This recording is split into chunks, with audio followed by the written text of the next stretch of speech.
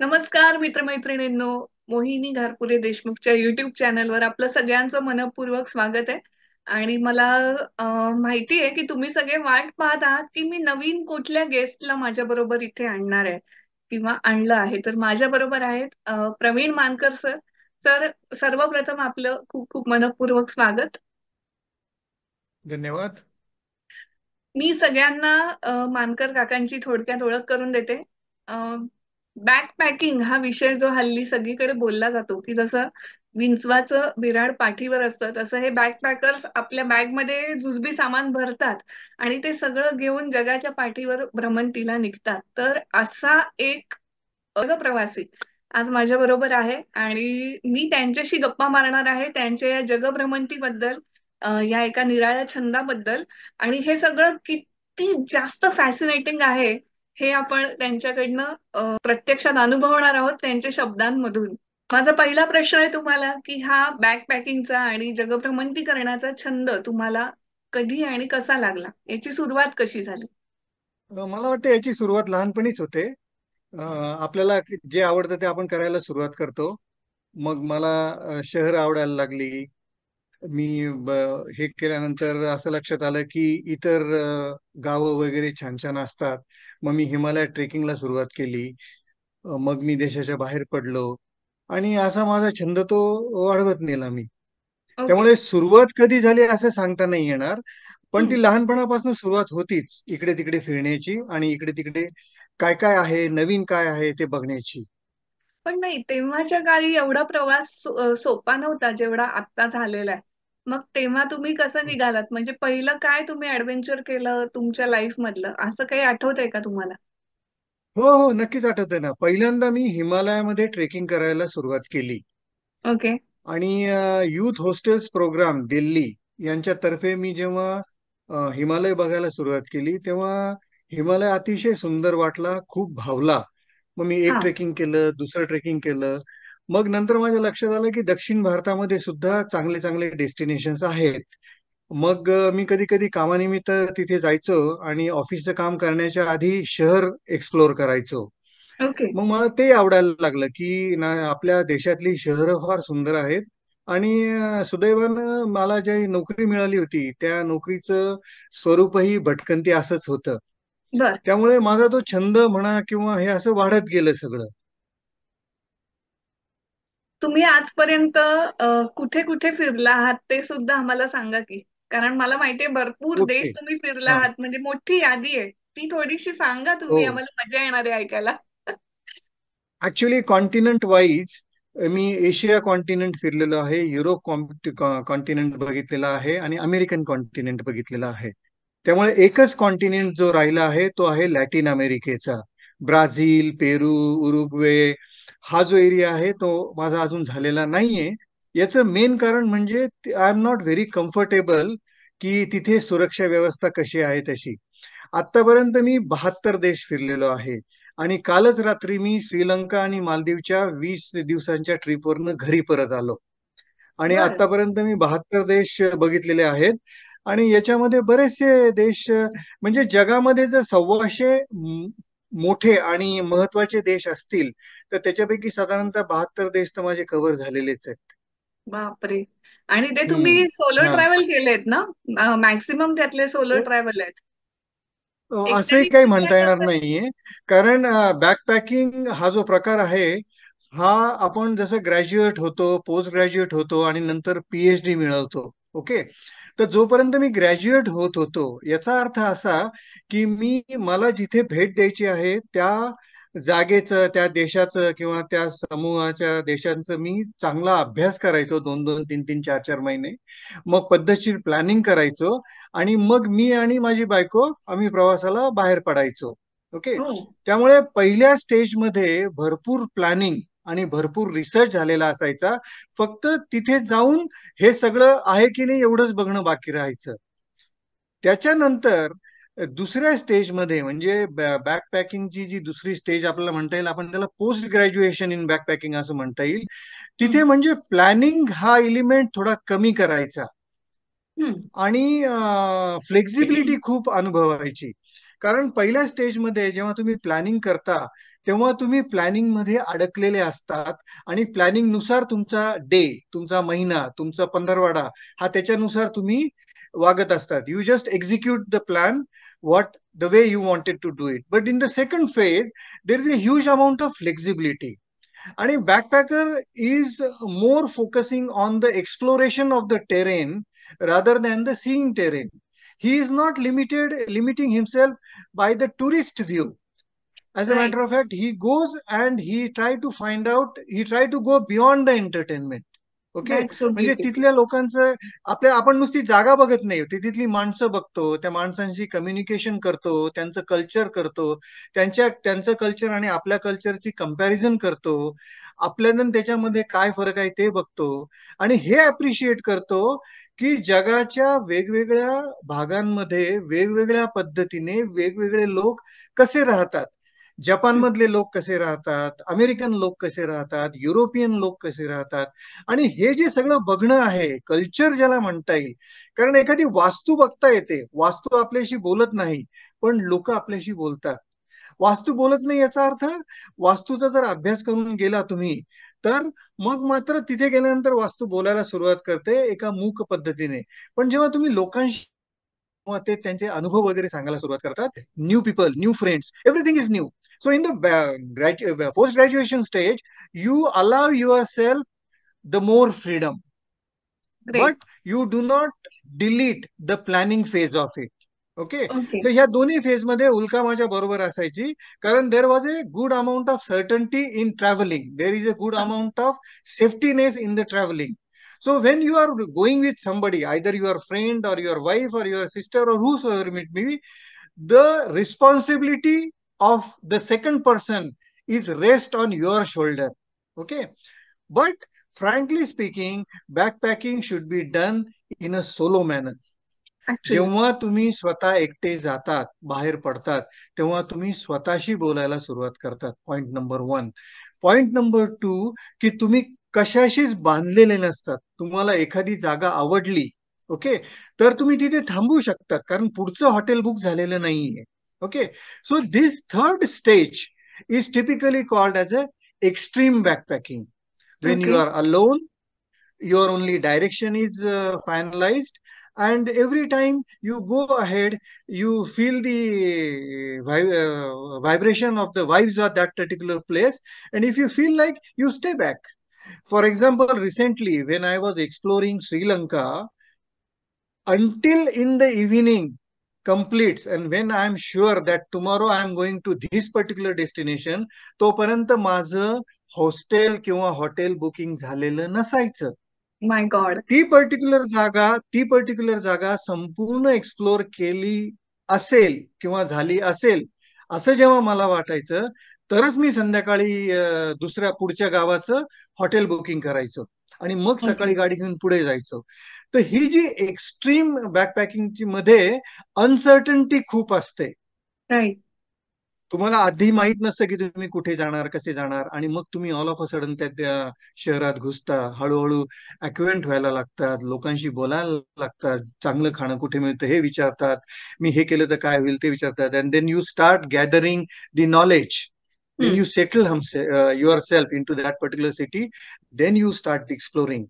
And once you feel that, yes, I have done adequate enough, the next evening, again you book for the next day. So okay. this uncertainty, management of uncertainty, exploration to the unlimited way is very, very important. So now I am in a extreme stage of backpacking, in which case I cannot afford to take anybody with me, because I myself is putting myself in a risk position But and I that's can the manage the risk. beauty. But But there is that's the no beauty of guarantee backpacking. that What my do you think? huh? That is the No, no, no. beauty of backpacking. Backpacking, see, backpacking is a very vast concept, in the sense Okay. everybody should design his own shirt the way he want it. If initially the new person who is moving into the backpacking, which is beyond the tourism, he should start planning everything up to the Hmm. last detail. Right. Once he get exposed to this area, then he should reduce the element and increase the uncertainty. Because remember one thing, if there is a pain, there is a gain. If yes. you plan everything, execution is very simple, particularly in Europe. But if you move into the Sri Lanka, if you move into Maldives, until I landed in Maldives, I was not sure which island I am going to explore. Then I started gathering with the people that which is the best island. Then somebody said, go this island. What is the best there? Somebody said, this is the best there. Somebody says, this island you don't go because it is very much in remote area and there is a risk associated with. So I started gathering the information, decide my next day, and I just move on. And you will not believe, when you are going global, the local knowledge is very, very important. My experience says that on the internet, you have only 50% of the information. You will know about the roads, you will know about the buildings, you will know about the various sites to be seen, but you will not know the people because people are different. And frankly speaking, backpacking is nothing but exploring more than the places, it is exploration of the people. That is People, very right. important. So, right now, I'm a stage of extreme backpacking. For example, when I went to Tawang on the China border, it was very, very extreme because it is impossible that I can think of taking somebody to support me. It is out of question. And I cannot take somebody for supporting him. Okay, so whatever risk you take it yourself. आता for example me स्कूटरवर backpacking करतो. मी 50 kilometre driving केलं तरी मला उभं राहायची गरज पडत नाही. पण माझ्या बरोबरचा जो माणूस असेल त्याचं 25 किलोमीटरलाच कंबर दुखायला लागलं तर it could be a problem for me, it could be liability for me. एखाद्याला जर घाटामध्ये वर्टिगोचा प्रॉब्लेम असेल, त्याला इकडे तिकडे बघून भीती वाटत असेल, so it is always better at the extreme stage, at a very higher level of backpacking, moves alone. Alone is the key. The more you move alone, the more you get benefit out of it, the more you get peace of mind out of it, and you deal yourself. That's all. There is nothing. There is no That's liability, and I don't want to carry anybody as an asset also. I am self-sufficient. This self-sufficiency is the key of backpacking. Great. Tell me more. Okay. Hmm. माझा पुढचा प्रश्न आहे sir तुम्हाला, की बॅकपॅकरसाठी सगळ्यात कठीण आणि सगळ्यात सोपी गोष्ट कोणती? सगळ्यात कठीण बाब म्हणजे कुटुंबापासून दूर जाणं. हे नेहमीचाच हा प्रॉब्लेम आहे. आणि दुसरी बाब म्हणजे तुमची रिस्क घेण्याची कॅपॅसिटी, तुमचा स्वतःचा आत्मविश्वास. जर तुम्हाला आत्मविश्वास नसेल की मी माझं मला मॅनेज करू शकतो, तर backpacking is exceptionally difficult ball game. थोडस तुम्ही एलॅबोरेट कराल, की हा आत्मविश्वास मिळवण्यासाठी काही वेगळं करावं लागतं का? कारण ते दरवेळेला तुम्हाला एक मानसिक ती प्रोसेस असते ना, की आता मला हो एव्हरी हो टाइम हो, तुझ्या सांगतो. प्रवासाला जायचंय, तर मला दरवेळेला स्वतःला पण प्रिपेअर करावं लागत असेल. असं काही होतं का? हो हो, तुम्हाला काय तुमचा एक्सपिरियन्स आहे प्रश्न. तो सांगा. हा, नाही, तुला मी तेच सांगतो ना, की 1ली ते 10वी, 10वी ते ग्रॅज्युएशन, बॅकपॅकिंग हे हळूहळू सुरुवात करायची असते. आणि त्याच्यात कन्सिस्टन्सी पाहिजे, परपेच्युअलिटी पाहिजे. की मी एकदा बॅकपॅकिंग केलं, एकदा हिमालयात जाऊन आलो आणि एक बघितलं आणि विषय संपला, असं नाही. तुम्हाला हम्म. तुमची पहिली ट्रिप संपत असताना दुसऱ्या ट्रिपचे स्वप्न पडायला पाहिजे. वा. आणि म्हणजे पहिली ट्रिप जर 5 दिवसाची असेल तर दुसरी ट्रिप 10 दिवसाची करा. अँड यू जज yourself whether can you manage the food elsewhere available, can you stay away yourself from your family. Family. Right. So there are so many, म्हणजे खूप प्रॉब्लेम्स येतात आणि त्या प्रॉब्लेम बरोबर मी deal करू शकतो का? मी फॅमिली सीक आहे का? 8 दिवसानंतर लोकांना घरचा वरण भात लागतो, तो तो मला लागतो का? मी तिथलं फूड खाऊ शकतो का? माझी इंटरपर्सनल रिलेशनशिप कशी आहेत? मी त्रयस्थाकडे मदत मागू शकतो का? कारण तुम्ही जेव्हा बॅकपॅकिंग करता तेव्हा तुम्हाला कंटिन्युअसली कोणाची ना कोणाची मदत हवी असते. आणि बरेचसे लोक, कॉमन माणूस हा मदत मागू शकत नाही, ही फॅक्ट आहे. आणि दुसरी फॅक्ट अशी आहे की जगामधल्या सगळ्या माणसांना दुसऱ्यांना मदत करून जो आनंद मिळतो तो इतका ग्रेट आहे की विचारता सोय नाही. पण ज्याला करेक्ट. मदत पाहिजे तो मागत नसेल तर समोरचा कशाला येऊन तुम्हाला मदत करेल? तर ही जी मानसिकता आहे, हे जे ट्रबल्स आहेत किंवा हे जे अडथळे आहेत ना, ते हळूहळू आपण पार करायला शिकायला पाहिजे. Backpacking is nothing but honing your on responsibility by your self. दुसरा कुणीही येऊन तुम्हाला मदत करणार नाही तुमची पर्सनॅलिटी इम्प्रूव्ह करण्यासाठी.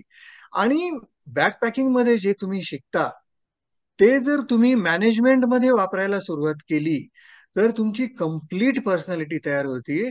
कारण जोपर्यंत तुम्ही स्वतःला लीड करू शकत नाही तोपर्यंत तुम्ही तुमच्या मागच्या जमावाला ऑफिसमध्ये कसे काय लीड कराल. बरोबर. So interpersonal skills are very very important आणि ते हळूहळू डेव्हलप होतात. काहींच्या बाबतीत स्पीड कमी असतो, काहींच्या बाबतीत हे असतो. पण स्वतःला ओळखायला शिकायला पाहिजे. आणि म्हणूनच तुम्ही जेव्हा एकटे बाहेर पडता, कुणीही तुमच्या बरोबर नसतं आणि जेव्हा तुम्हाला मदत घेण्याची गरज पडते, त्याच्यातच सगळी गंमत आहे. It is a search for your own soul as well as it is a research of the external things. Wow, म्हणजे दॅट्स तुम्ही सो नाईस. बॅकपॅकिंग मध्ये कशाचा ना कशाचा शोध घ्यायला पाहिजे. फॉर एक्झाम्पल 11, 11:30 झाल्यानंतर मी ज्या शहरात असतो, अं, तिथे कशाचा शोध घेतो माहितीये? या गावामध्ये सगळ्यात उत्तम जेवण कुठे मिळतं. हो, पण हे आणि तुम्ही ते कसं जेवण शोधता शोधत मला? असताना हा. हा, मग लोक सांगतात इथे हे मिळेल तिथे ते मिळेल. मग मी हळूहळू माझे पॅरामीटर्स डिफाईन करतो की मला श्रीलंकेत श्रीलंकनच फूड खायचं आहे. I don't want to eat western food. Hmm. मग मी त्याला सांगतो की मला ना मासे खायचे आहेत. हम्म. ओके. मग ते असं सांगितलं की as U zero on your requirement, जसं जसं तुम्ही ती नॅरो करत जातात तसं तसं तुम्हाला जे पाहिजे त्याच्या तुम्ही जवळ जवळ जातात. मग कधी कधी मला ते एकदम बेस्ट फूड सुद्धा मिळतं. If you are in Italy, you must eat Italian pizza. If you are in Chinese, you must eat noodles which are available on the roadside. हे फार महत्वाचं आहे. सुशी कशी खायची इथपासनं मी शिकलेलो आहे जॅपनीज लोकांकडनं. रशियामध्ये सेंट पीटर्सबर्ग मध्ये असताना मी व्होडकाची बाटली घेतली होती. तेव्हा एका माणसाने ते बघितलं, रशियन माणसाने. त्याचं आणि माझं संभाषण आम्हाला करताच येत नाही, त्यांना इंग्लिश येत नाही आणि मला रशियन येत नाही. पण मी मग. व्होडकाचे शॉट घेतलेले पाहिल्यानंतर त्याने मला सांगितलं, मी तुला व्होडका कशी प्यायची ते शिकवतो. आम्ही दोघही जण त्या एका जवळच्या याच्यात जाऊन बसलो, हॉटेलमध्ये जाऊन बसलो आणि त्याने मला शिकवलं व्होडका हो. कशी प्यायची ते. So this communication, continuous exploration is the key of backpacking. So you आणि नाही, develop मला yourself. तुम्हाला एक विचारायचं इकडे, की तुम्ही म्हणालात की मी हम्म, लोकांशी बोलतो.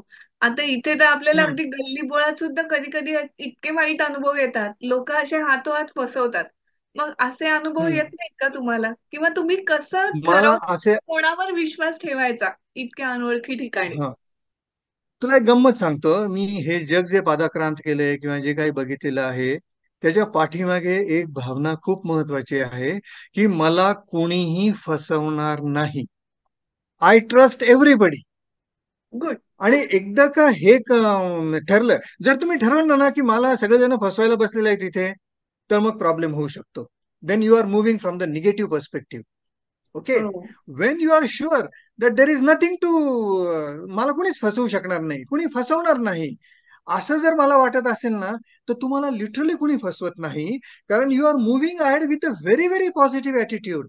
And when you keep a positive attitude, everybody on the road who is having the positive attitude, ज्याची सकारात्मकच दृष्टिकोन आहे, तोच तुम्हाला भेटतो. बरोबर आहे हम्म. की नाही?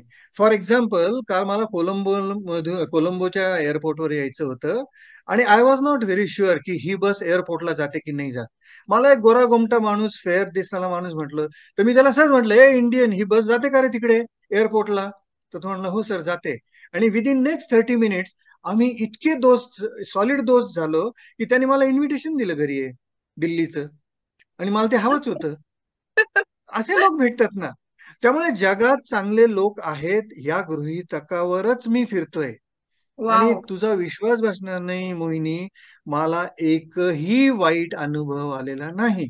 कारण मला फसवून लोकांना काहीच मिळणार नाहीये. बरोबर. माझा ड्रेस, माझा चेहरा, माझे कडचे काय असेल ते, किती माझ्याकडे जास्तीत जास्त व्हॅल्युएबल वस्तू कोणती असते माहितीये? माझा ऍपलचा आयफोन. त्याच्या पलीकडे काहीच नाही म्हणजे माझ्याकडे जे व्हॅल्युएबल, जे चोरून नेता येईल. आणि I am extremely alert about my valuables when I am travelling. Yes. ज्या गोष्टी महत्वाच्या आहेत, उदाहरणार्थ पासपोर्ट हा माझ्या छातीशी असतो. बरोबर. पैसे, कॅश हे मी अशा ठिकाणी ठेवलेले असतात, की आपल्या हाताचा कोपरा जरी टच झाला तरी मला त्या डॉलरचा फील येतो. हम्म. हे सगळ्यात महत्वाचं आहे. तुम्ही स्वतःला मॅनेज करायला शिका. जग वाईट आहे असं गृहीत धरलं ना, हरकत नाही. तुम्हाला फसवायचं नाही आणि कोणाला, काहीच प्रॉब्लेम नाही. तुम्ही फक्त स्वतःला सांभाळत पुढे पुढे जा. अजिबात वाईट अनुभव येत नाही. आणि वाईट अनुभव आला तरी आपण काहीतरी शिकतोच ना त्याच्यातनं. बरोबर. या दृष्टिकोनातनं आपण जर बघितलं तर पुढे जाऊ शकतो. पण माझं तर फंडामेंटल आहे की जगात वाईट लोकच नाहीये. विषय संपला. हे म्हणजे खूप अतिशय एक्स्ट्रीम पॉझिटिव्ह आहे, पण तुमच्याकडून ही पॉझिटिव्हिटी लोकांनी घ्यायलाच पाहिजे असं मला वाटतं.